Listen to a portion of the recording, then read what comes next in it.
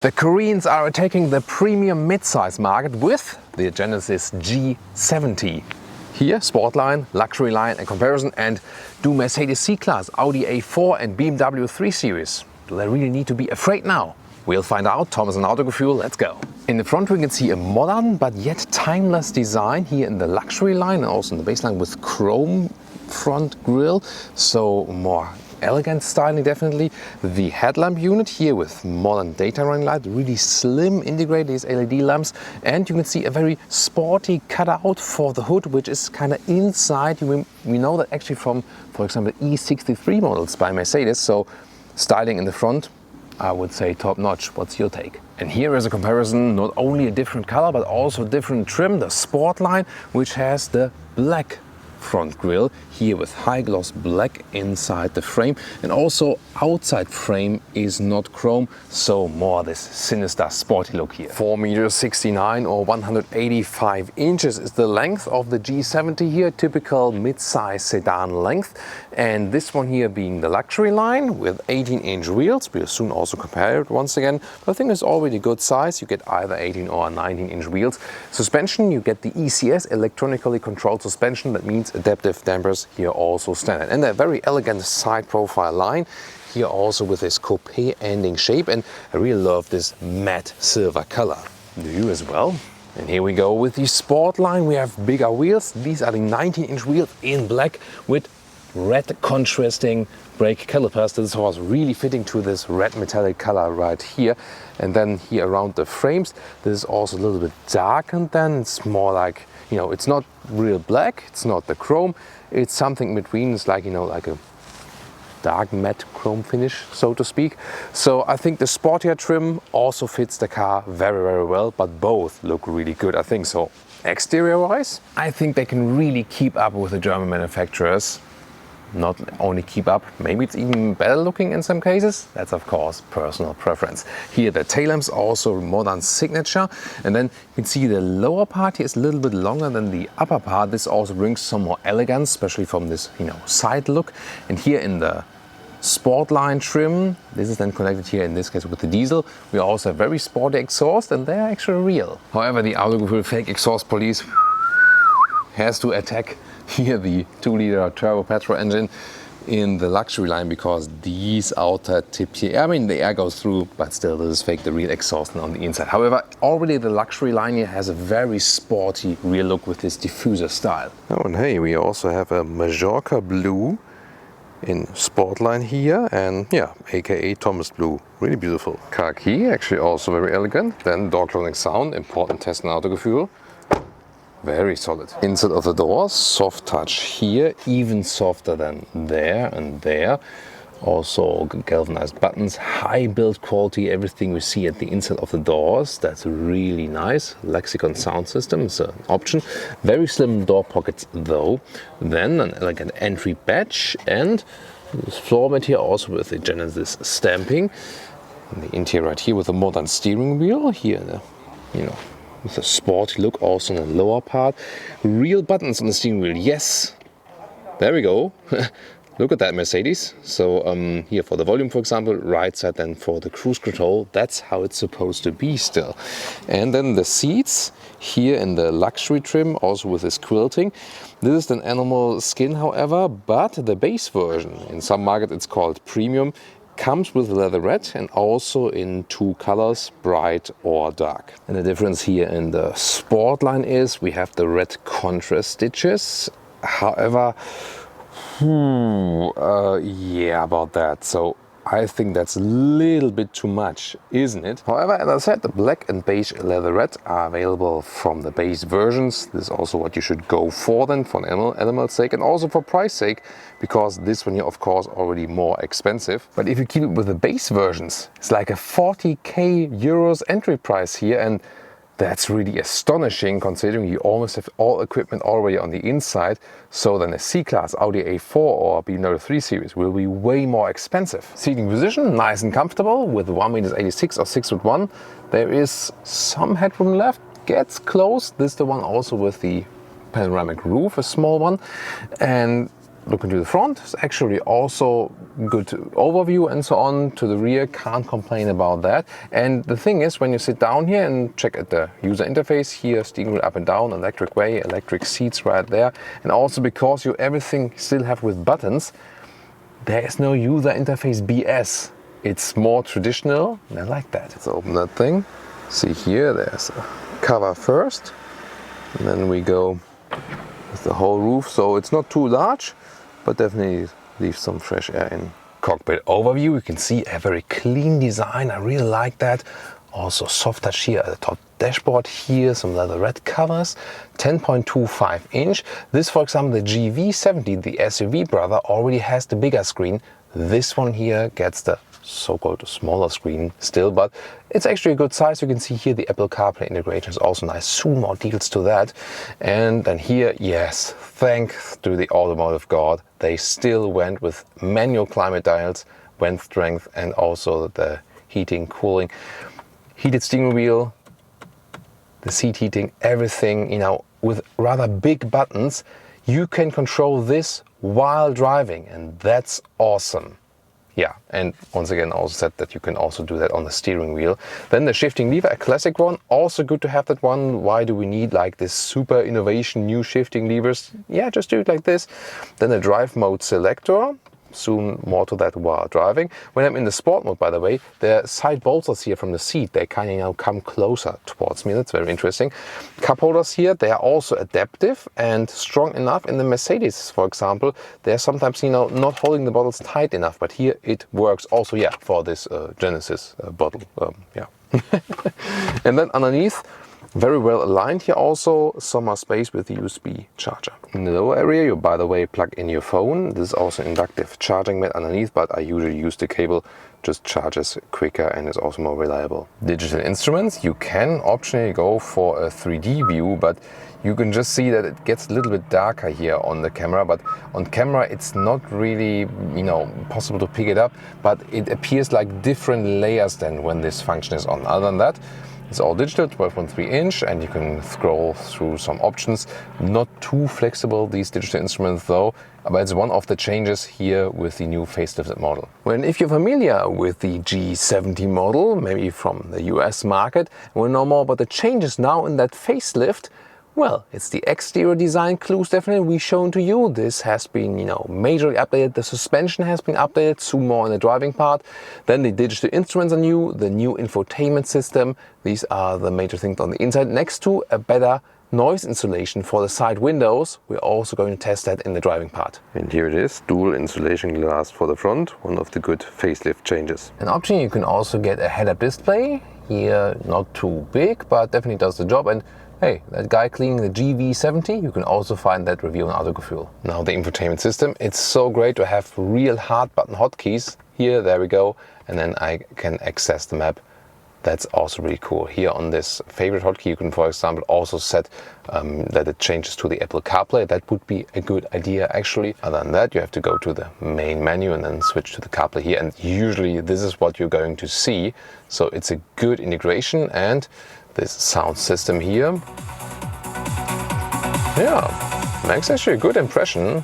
So also positive about that. And yeah, the infotainment system software itself, again, use the CarPlay or the Android Auto with the cable, because here this one is kind of rather updated software. And if we also took a look at the map, then here, yeah, with this typical, you know, hook effect here in this map, you get along somewhat, but still, yeah, it's not the best usable one. So just plug in your phone and use that. And the rear view camera here, helping us adapt accordingly, and very smooth, how you can see, you know, like the FPS rate, and also great resolution. Oh, and did I mention that? Yeah, I did mention. Oh, and there's also a gentleman's function here for the co-driver seat or passenger seat, depending on how you define the passenger or co-driver. Maybe like this.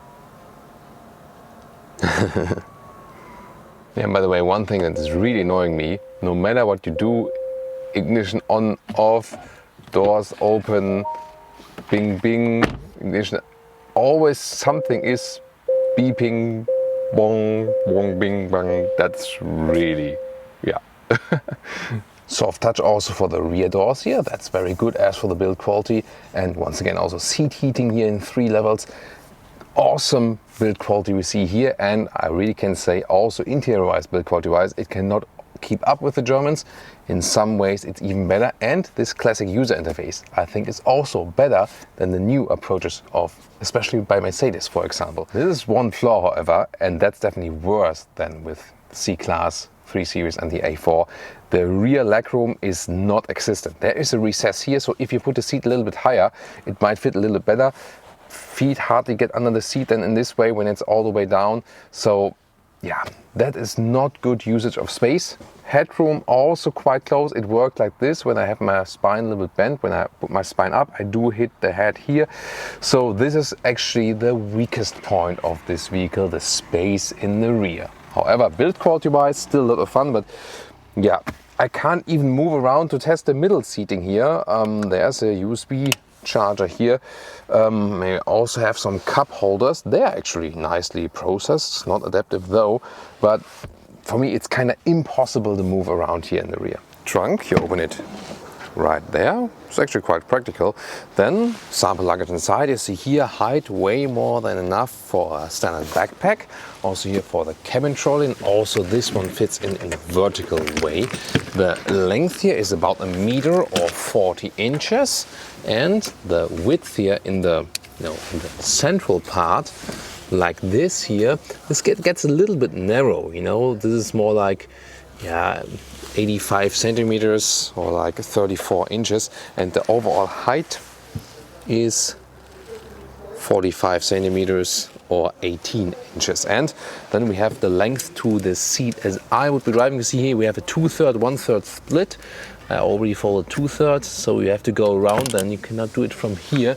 And this length here is about 1.70 meters or 67 inches. Here the cover here, this is like a little bit wobbly and loose, so this is not the best, but there's not much below.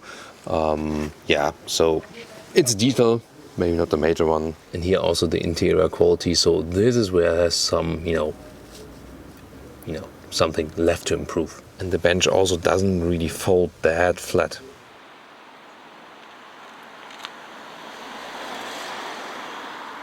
As for engines, you start with the 2-liter 4-cylinder, 200 horsepower or 250 horsepower, rear-wheel drive or all-wheel drive. However, you can easily see there's more space left for a V6, 3.3 liters, 370 horsepower, and you can also get a 2.2-liter diesel. And acceleration figures, 4.7 seconds for the V6 and 6.6 seconds here for the 2-liter 4-cylinder all-wheel drive we're driving right now.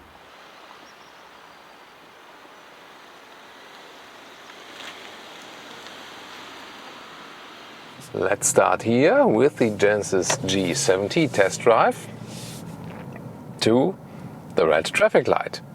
The hell? Now, one more try. Welcome to Thomas's Driving Lounge, Genesis G70. This will be super exciting indeed. How will it rate against the Germans now in the driving? We know the bigger model, the G80 and the GV80. Yeah, they were really awesome also for exterior interior, but they had a little bit lack in driving agility. This was the difference into the Germans in the bigger segment. How is it here now in the mid-size segment? Well, first of all, I have to bear in mind that this one will be way cheaper than the Mercedes, BMW, Audi models in comparison, and this of course makes a huge difference. And I can already feel right now, this is then here the luxury line and the 18-inch wheels. However, it really feels already quite sporty. I picked the one with the 18-inch wheels because this one was the petrol engine. It's more relevant for the worldwide market. And also with the 18-inch wheels, I can better rate the comfort. And with the biggest wheels, it can sometimes be that, the comfort is bad, but then it's because of the big wheels. And so it's better to rate it here with the 18-inch ones. And getting on a German motorway, that's why we are in Germany actually, of course, then we'll use it. And so far, a nice, good first impression. It's really, direct steering wheel. It feels more sporty than I would have expected. Interesting, by the way, we can set here this driving sound, the artificial driving sound. Let's put it to enhance and listen to it, and also go to sports mode. And in the sports mode, let's do first acceleration here with 250 horsepower 4-cylinder engine, 70 to 120. And let's see when we have the chance to, maybe in front of that Citroën, 80 to 120. Let's go now. Oh. Whoa! Did you hear that? Okay, that's maybe a little bit too much artificial sound, isn't it? Let's try again, 80 to 120.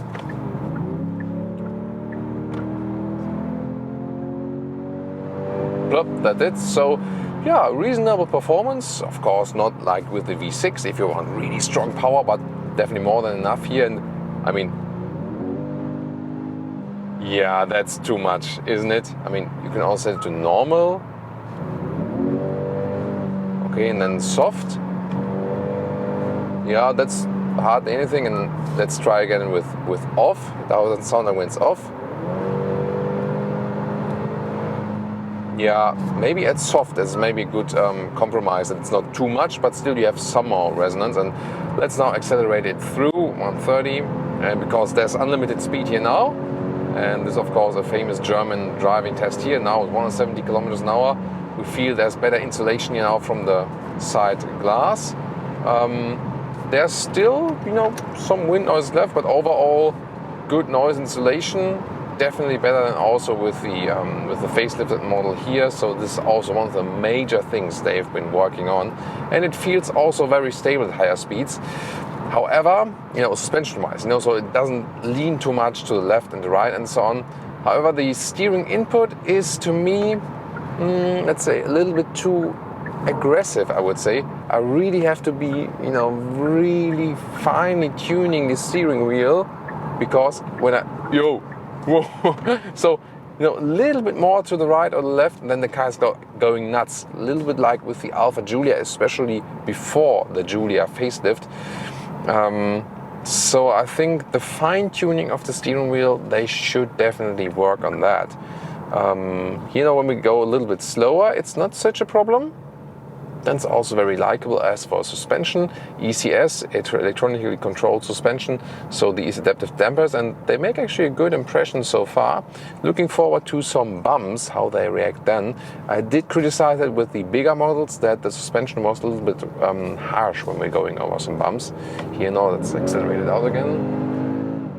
Yeah, the soft sound enhanced mode is actually quite good, I think. 130 kilometers. Yeah, it feels really quick and agile. All-wheel drive has a nice rear-wheel bias as well. Finely tuning the brakes. Yeah, needs some pressure on the brake pedal definitely. Now it's restricted to 100 again. Let's test the cruise control. So we set it here on the steering wheel mode, also keeping the distance to the car in front of us. And there's also then the lane keeping assist. Let's see how, yeah, there it is. You've seen that? I did force it a little bit to the middle part, then it counted it back, and so far actually quite smooth. I do feel the steering movement here is kind of like these correcting things, and also reminding me to keep my hands on the steering wheel, but yeah, seems to be a motion sensor and not a touch sensor as for that. Roundabout visibility is actually quite decent, can't complain about that. And there's also a blind spot monitor. That's definitely also one thing that is really, really helpful. Here now at about 100 kilometers or 60 miles an hour, once again, good noise insulation. That can also keep up with the Germans, definitely. Suspension is indeed very good so far. So I do like that better than with the bigger models. Maybe it's just a weight thing, you know, that they can cope better with the little bit lighter models or so. But yeah, the most irritating thing is the steering. Let's go back to the comfort mode, see if it's different there. Yeah, so the thing is, it's kind of light here in the first degree angles, but then when you go to the, you know, outside, then it's too much, you know. So it's first it's not sensitive enough, and then it's too sensitive. So that's the thing here about driving. They should improve, and I mean that's not too hard to do. That's a thing of testing and just calibrating the software. They do not need necessarily to change the hardware for that. They can just change the software settings of the steering wheel, and then it should be fine. So if the Genesis engineers are watching that right now here, this is definitely something to address. You do not feel it as, you know, as long as you don't, you know, do too much with the steering, but yeah, you have to be really finely tuning that, otherwise the car goes nuts then to left and right. And indeed it's the same in the comfort mode. Eco mode, by the way, switches also the styling of the display then. Yeah, in the sport mode, a little bit more, you know, is it different really?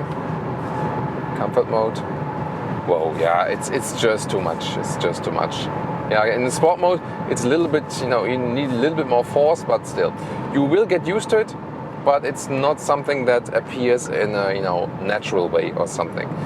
Engine-wise, I think good performance, and overall the handling of the car is very good. So as for the weight distribution you feel, and you feel one with the vehicle very quickly. You also feel it here on the Autobahn.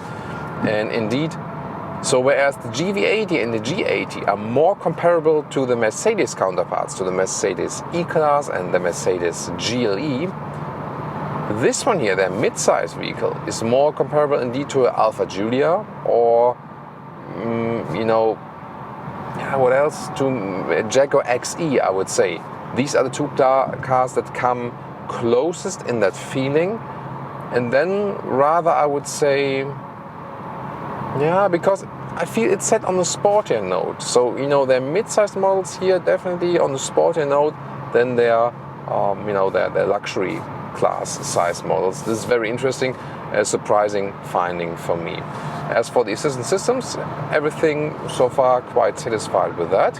So I'm really enjoying this ride, having a lot of fun, and once again, the cool thing for me, these easy controls here, user interface. Yeah, well, a little bit warmer, that's it. On the steering wheel, well, not heating, not today probably. Or here the vent strength control and so on and so on. Or even the distribution then of you know, of the vents.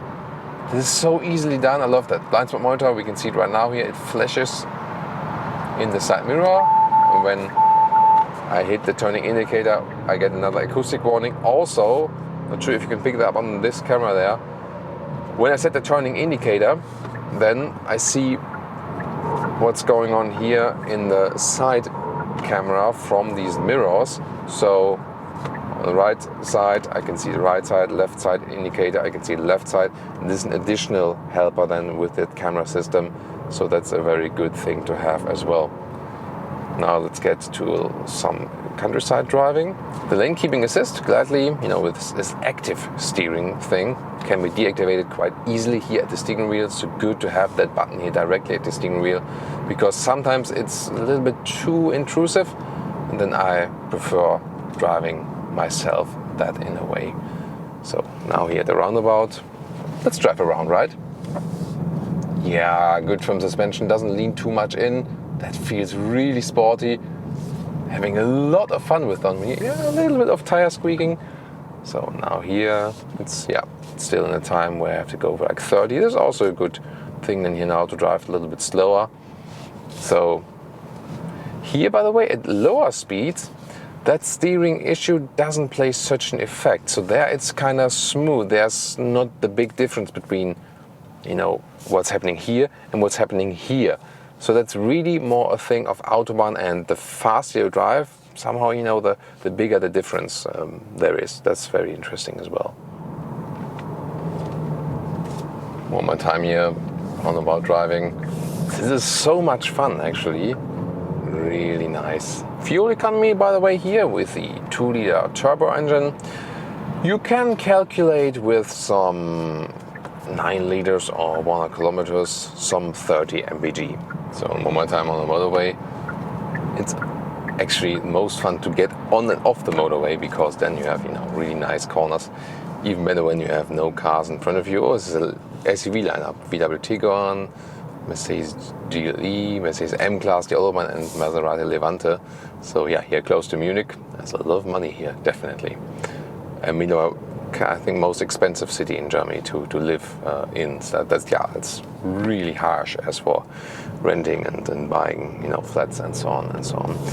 Yeah, well, about this one here, and can it keep up with the Germans? In general, definitely have to say yes, because exterior-wise, super styling, interior-wise, great build quality, user interface, you know, in a lot of elements here, easier than with the new mid-size models by the Germans. Infotainment system wise, yeah, they didn't invest too much money in that. Stick with the Apple CarPlay and the Android Auto definitely. And this car is a lot of fun to drive, definitely. And yeah, definitely need to fix the steering feeling a little bit. So there, Audi, BMW, and Mercedes give a little bit more natural feeling. Especially the Audi, by the way. The Audi has the best steering, you know, of the four now altogether. The space you get in the front and the rear is limited. That's the weakness of this car, especially in the rear, but also in the front. When you're not that tall, you know, when you're smaller than me, then it's not such a problem. But when you're as tall as me, then especially, for example, the Audi will be better.